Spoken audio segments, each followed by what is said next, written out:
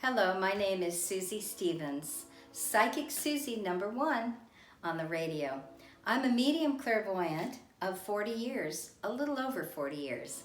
And I'm going to be talking about my gift, how I use my gift, how I give readings, and I think you'll find it very interesting.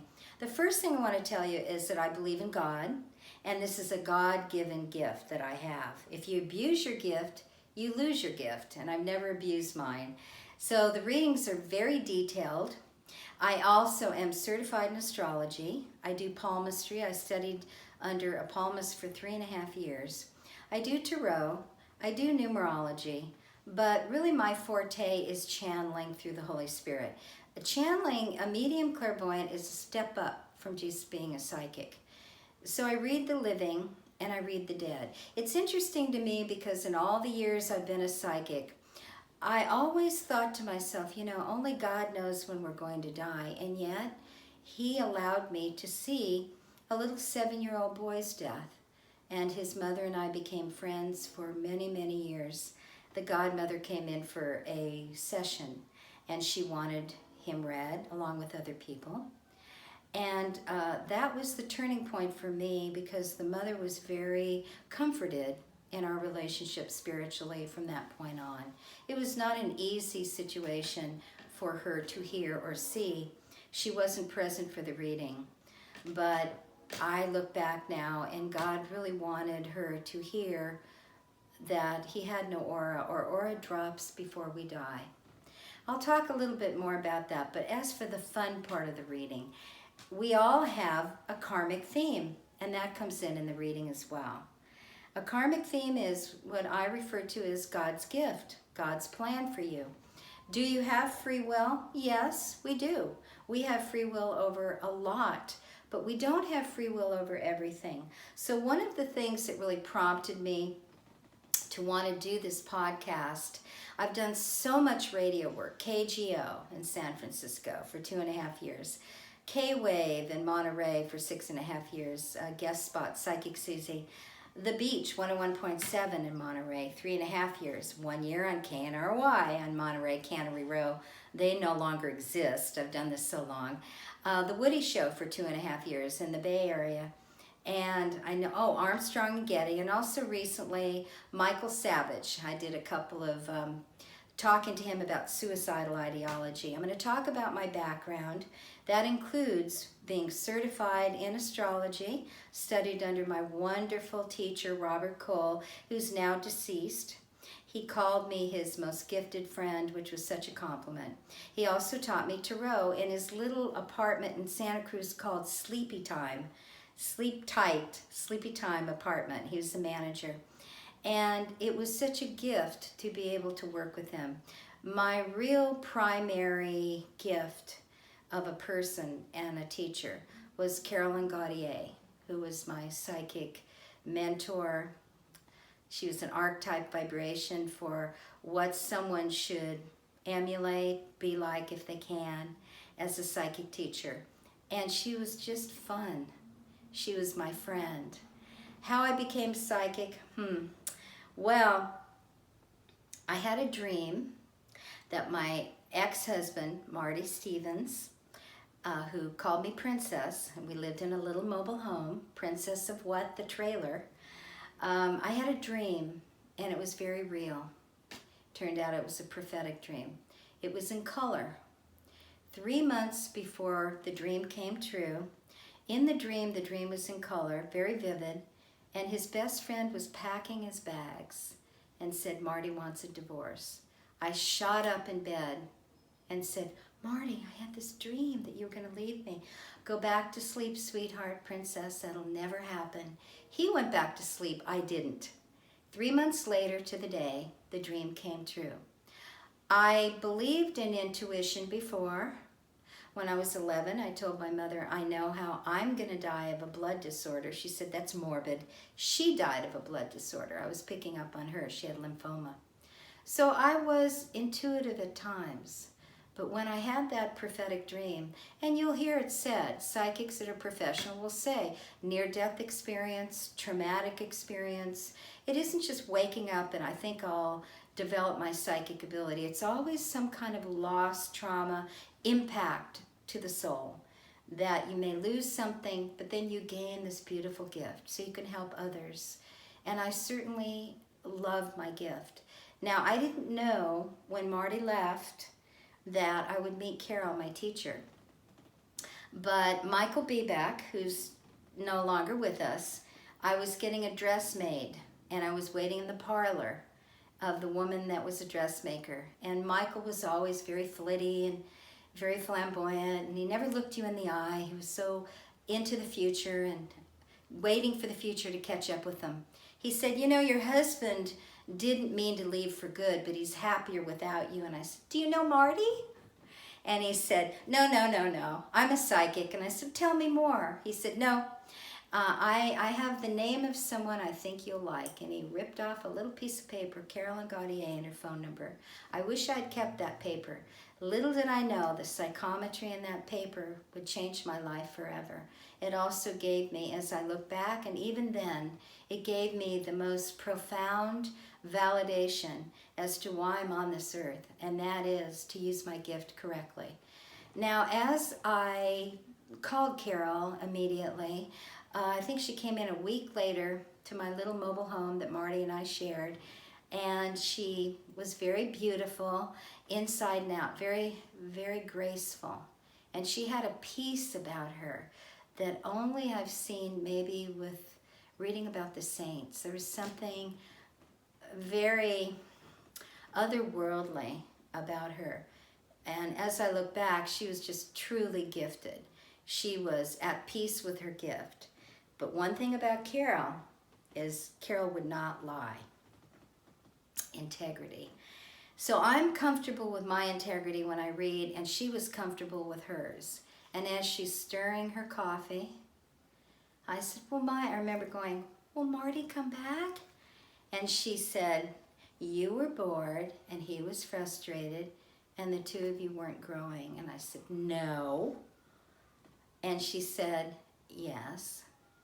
And she never deviated from what she saw. It came in clearly and specifically, and it came in through the Holy Spirit. She always said a prayer before she did the reading, turning everything over to God, which is, of course, what I do too. And she said, it'll take you 10 years to get over him. And she went like this. Was it, some people, she planted that in your mind. No, she didn't. I did everything I could to get over Marty.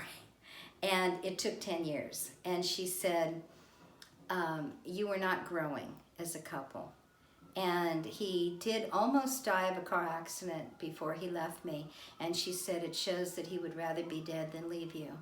So an accident is not that we wake up and punish ourselves. But an accident, when you're leaving your body, whether you stub your toe, put you back in your body, or it's a severe accident. There are points, even in palmistry, even in astrology, 4 to 5 points on the lifeline that we almost go home.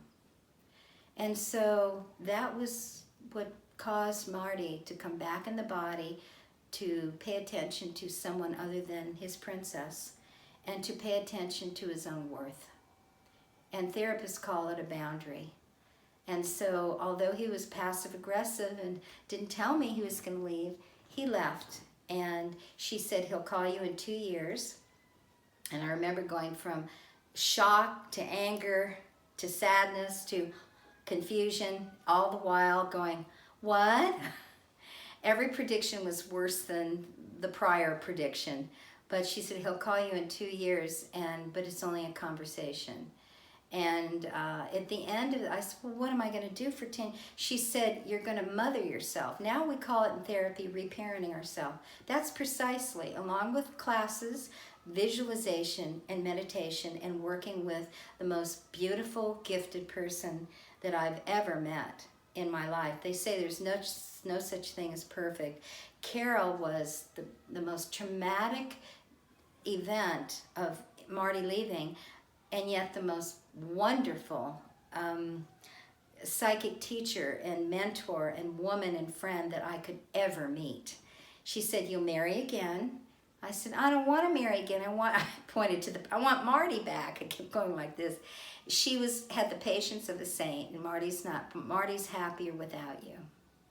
So the only thing that I took away from that first reading that I don't do when I read is I don't tell people, I don't jump into the reading without telling them this is a grown-up reading. I go in a trance like she did. Your life will come in from now until your death like a movie. That's how detailed. And you can ask about other people. They can be alive or they can be dead. So a medium clairvoyant, the medium part of it, is that people that are dead will come in and they always talk about their death. I can see if they're earthbound, the unquiet soul, and then I can help them over if they're earthbound. Most souls are not earthbound, but I also work with houses that are haunted, and you have to explain to each soul, and sometimes there are clusters. They don't know they're dead, so you never say leave because it will anger them. You use great compassion like I do with my readings, and you explain what you see and why you see it. I focus on, of course, phone readings, in-person readings. The phone readings work beautifully. My format is the same I've used for almost 40 years, which is whether you're getting a phone reading and setting up an appointment or you're in front of me, it works the same. The Holy Spirit is not confused about geography. So the name, age, birth date, I give the person instructions before they mail their packet, and the name, age, birth date of other people. If they don't know the birth date or they haven't seen the person in years, that's fine too. I just instruct them on each piece of paper. The longer the reading, the more we can look at it because it's so detailed. Career, love, money, your karmic theme, geography. At the end of your life, looking back, what did you feel you contributed on a soul level? The issues. If you're asking about family members, how do they need to be? What do they need from you that you're not aware of, including their entire life? Now, my background also includes the suicide prevention. I worked for 5 years in Santa Cruz in the mid-'80s as a volunteer. And they had 3 communities, Community 1, 2, and 3. Community 3 was the chronic patients, and I chose Community 3. It was a dream come true. I did not get a degree in psychology, but it was a dream, something that God put in my heart that I wanted to work with. And they said we'd never had anybody want to be a volunteer, and I said the greatest credential's the heart. Just give me a chance. And so I did work. I worked for 9 months. And then as a volunteer, and then I worked with battered women for 10 years as a volunteer. Greg Beebe, that used to work at the Santa Cruz Sentinel, he sent me one entire summer missing persons, and the husband and wife, if they're married, or the loved ones would come in and ask about what they picked up about the missing person. Are they alive? Are they dead? Now, no psychic's 100% accurate. Of course not. Only God knows everything. I'm not a life coach. I am a psychic. And my format is saying a prayer, turning it over to God. The Holy Spirit will show me the name, age, birth date of the person from now until their death. If you want to know about death, we talk about it for half an hour before you set up your appointment. Because I always say to people, have you ever seen anyone die? Death is no picnic, and very few people die with a mint on their pillow, asleep, and then they don't get to say goodbye to anybody. So it's not really meant. I don't believe death is a leveler. And from what I've seen, reading the dead, I used to work on terminal cancer floors when I was very young as a nurse's aide in the 60s. They called it nurse's aide. Death has its process. Yes, you do have a beautiful grace that comes upon you a few months before you die. And so, gosh, I've done so much. What else? Certified in astrology, suicide prevention, medium clairvoyant. I know I'm forgetting something. I've done so much. But I love giving readings. Now, you can record your reading on the other end of the phone. You just get an iPhone. It comes out beautifully. And one of the things I don't do is I don't tell people what to do. So if somebody said, should I don't do shoulds. Should I leave my husband? Should I get this job? I tell them what I see them doing, the prediction. And I tell them if it's what they pictured or not. And then I also say whether or not the potential vibration for healing, because there's always that potential for healing in a relationship, if both parties, it's called a co-creation, if both parties want that. And sometimes people will say, I just know they're my soulmate. Soulmate's a rare condition. You meet when you're young, you've never had a date with anyone else. They're the first person you hold hands with, the first kiss. You marry young, you're married 40, 50 years. When one dies, the other dies shortly thereafter. It even shows in palmistry, the marriage lines. So a soulmate is kind of a fantasy. There are kindred spirits, people that are closer to being a soulmate, and that would be a relationship that God is putting in your life that is really for your highest good of all concerned. I don't judge people. I've read, my motto is I read everybody, but addiction is something that I could give lectures on because my parents were wealthy, but they died in the progression of their alcoholism. I knew that they wouldn't get sober. I hoped that they would get sober. I offered to help them with their sobriety, and they were not interested. So they died in the progression of their disease. And so I have great compassion for people that have addiction problems because they're drinking down their feelings. They're trying to self-medicate, usually from childhood, and they get some kind of relief. You'll hear it over and over. It's true.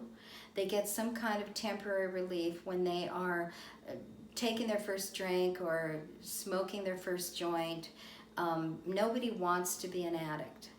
And one of the things I'm going to be talking about in each of my YouTube classes and sessions and Forte for Everyone is handing down what I learned more than 40 years ago in psychotherapy with Dr. Don Wesson, who was the co-founder of the Haight-Ashbury Clinic. And I was in therapy with him for 10 years. Again, so lucky to meet the most wonderful psychiatrist. He didn't believe in medication, so that was long ago, and neither did I. So I learned to cope by the amount of time I needed to be in that psychiatric session once a week with him. Later on, I offered, can we do a book together? Well, how are we going to do that? I'm your psychiatrist. And I said, well, we can tape the sessions, back tape recorder, transcribe them, edit them, because he had written 2 books, Uppers and Downers, co-founder of the Haight-Ashbury Clinic. He was in head of Peralta Hospital, and he worked for the government. So he thought about it, and he said, well, what do we do if there's a problem and you're my patient? I said, well, then I come to you as your patient. So it worked out beautifully. We worked on the book for 8 years almost, and I said, you're never going to finish this book. He said I would never start a venture and not finish it. He dropped the book after 8 years. I had 4 edited chapters. I remember taking the box home. He gave it to my astrology teacher. We were going to work on it. We never got to it. We're going to change it a little bit. And I was right about that prediction. So I am really psychic with myself. And a lot of psychics aren't psychic with themselves. But because I'm able to go in a trance and kind of see things exactly like a movie, that includes me. And I'm also very interested, being a double Sag, Moon in Aries. Sagittarius love the truth. They go after the truth. And they are truth seekers. And they're known for that. Yes, we're blunt, but we're very attracted to the truth. And so that's really in keeping with my vibration as a professional psychic. Do I do gift certificates? I do, but you have to make sure that the person understands that they're getting a reading that's a grown-up reading. I'm not a life coach. I do not believe you can change anything by thinking positive. You can change a lot. A lot of it is contingent on God's will and how healed you are, and not projecting your own hope or desire of what could be. That's wishful thinking. That's not what I do in a reading. And again, I do read death. It's not hard for me. It's kind of baffled me all along because only God knows when we're going to go, but the aura drops before we die. Now, there are things we can do to stop that death experience, like if you're accident prone or you're driving too fast or you're distracted when you drive, the red flags will show up in the reading. And then I leave the person with that information, and I say it usually 2 or 3 times, red flag, this is what I would invite you to know that you need to watch out for, so that you could change that. But you have to be mindful and be very aware of what you're doing, because sometimes we get out of our body and aren't able to be grounded before a situation can occur. And same with addiction. And also, I'm not a counselor, but I've had two wonderful therapists, one Dr. Don Wesson, and then Forrest April in my 40s for a couple of years, and my clients loved him. And he had a sign that said breathe, and he worked with the inner child. But about a week before he had a heart attack, I had a feeling I was going to have a heart attack. I was picking up on him. So I went in for the reading, or went in for a session with him. I hadn't seen him in about a year and a half. And we talked about what is a heart attack. It's a death of the part of the heart. And the heart is made of the same thing the uterus is made of. He had a heart attack a week later and was on a breathing machine for 8 months. And he died. So, died young. But again, I was picking up on him, but I was empathic enough. And I do believe that we were supposed to have that conversation, that last conversation. So readings can be fun. I can combine astrology with your session. I offer an hour, hour and a half, or a 2-hour reading, or sometimes longer. I used to get 8-hour readings with my teacher, but I remember once saying to Carol, "Are you tired?" And she said, "Well, I'm a little out there, but I'm not tired," because she loved to give readings as well. I was one of the few people she read. And as I excelled past her, and I would offer her, "Do you want readings? I can get you business. Carol, you're so good." She said, I really don't. She kind of concluded that vibration, as she called it. But I always offered her that because her readings were so detailed and so fascinating. And I also have a CD called Fortune Cookie for the Soul. The work that I do, and the name of my program is Fortune Cookie for the Soul, #1. I am Psychic Susie on the radio, #1. I don't know about any other Psychic Susies, but I was named that by K-Wave, one of the talk show hosts, and he called me Psychic Susie.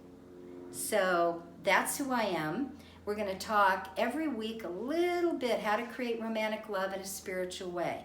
How much free will do you have? What does astrology really contribute to your life?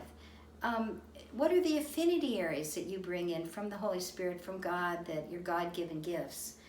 And the detail of getting in touch with your own soul. It does require self-honesty. It does. But the healthier you are, like Dr. Wesson said to me years ago, mental health, he was a Virgo, he went like this, mental health is dealing with life and life's events appropriately. And he was saying it in the context of Marty leaving. You're going through a divorce, you're going to be angry, sad, and confused. I said, "For how long?" He said, "We don't know." It took me 10 years.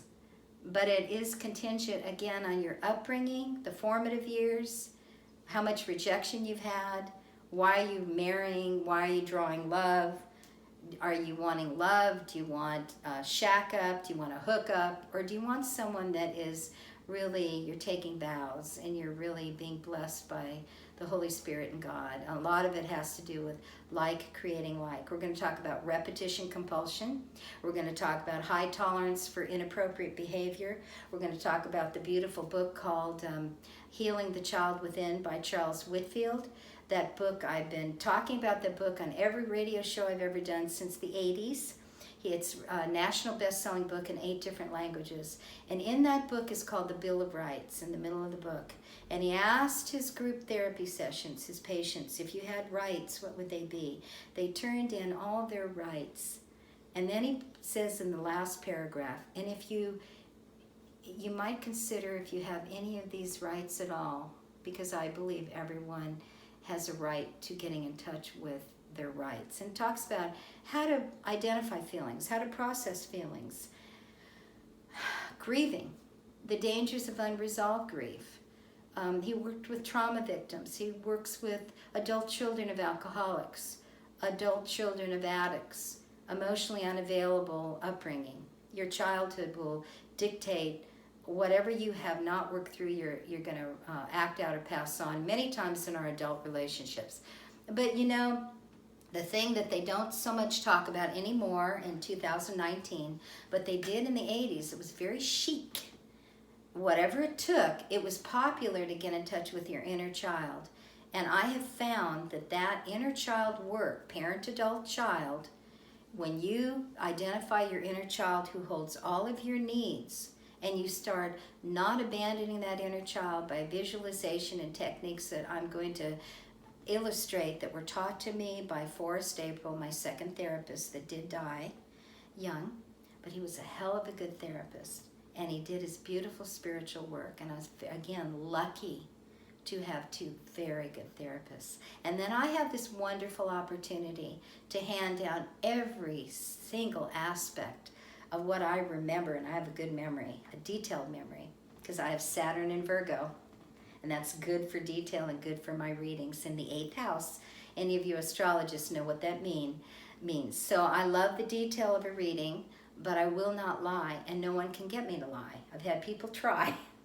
Because people want to believe what they want to believe, and there's a certain amount of that that's human. We don't want to be told bad news, but when people get a reading, they'll say, I'm ready to get a reading with you because I've heard you on the radio and you're detailed and you won't lie, and no, I won't.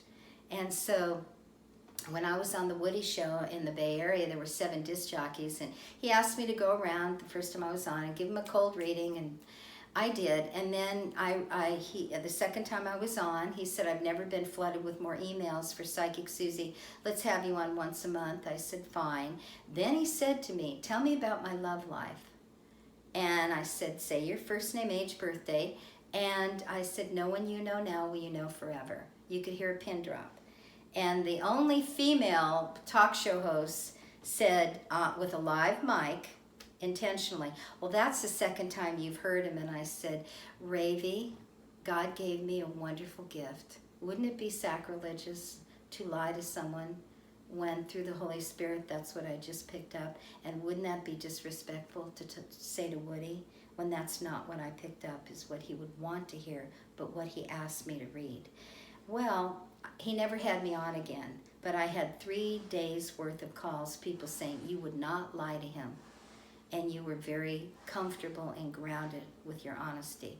So I would love it if everybody had everything they wanted, but that's not God's intention.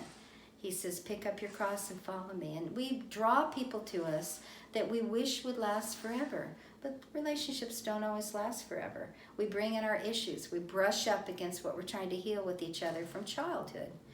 Sometimes people say they want a wonderful, loving person, they get bored. That happened to me, my first marriage. But I think of Marty to this day, and I call him the husband out of the Bible. And he was a wonderful, kind person. And Carol predicted his next wife, and with the big blue eyes, very plain in terms of her aura. There was sort of a down-to-earth commonality that he and she had that had to do with kind of a simple life, and that was wonderful. And alignment for him, but not for me. I went on to the world of the psychic. He went on to love again. And so I worked on myself, like she said, Carol, you'll mother yourself, reparent, did classes, visualization, meditation, and became a professional psychic. It's been busy for me ever since. I love it, and I have fallen in love more and more with it, along with the feral cats that I found homes for.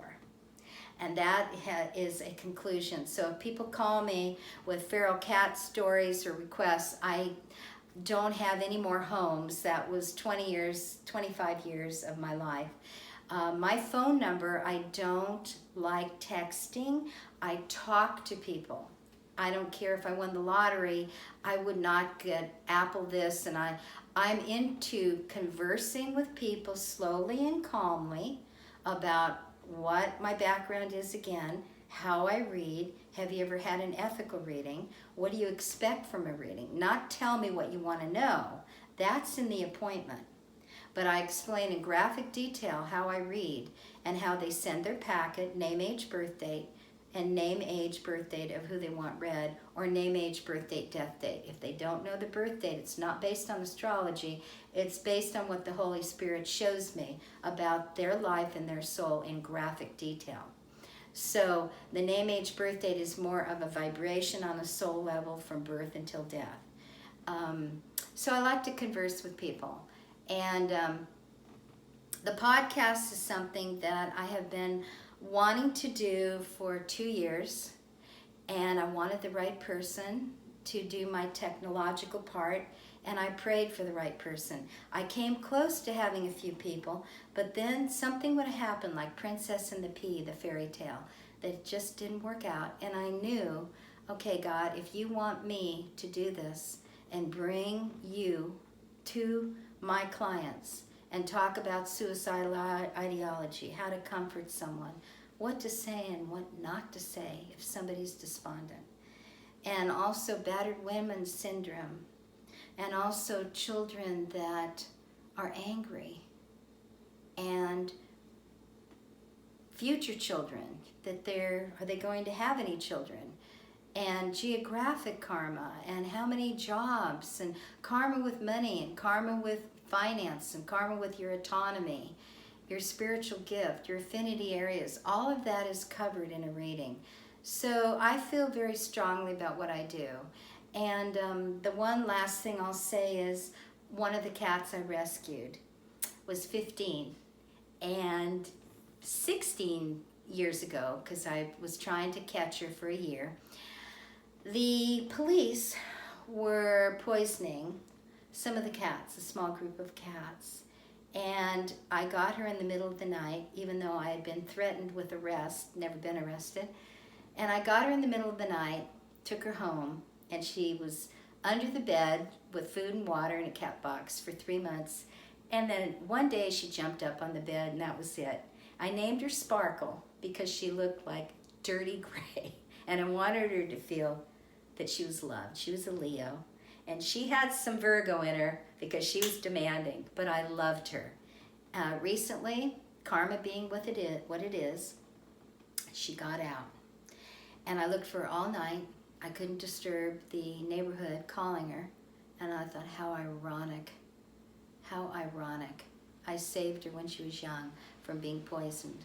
The only one that I saved, the rest died of being poisoned. And she got out, and someone took her that unbeknownst to me till later that day, I looked for her for hours, put up posters. A cat was found, gray, short-haired. I'm sure her ID number is, I'm sure that the SPCA on 7th Avenue in Santa Cruz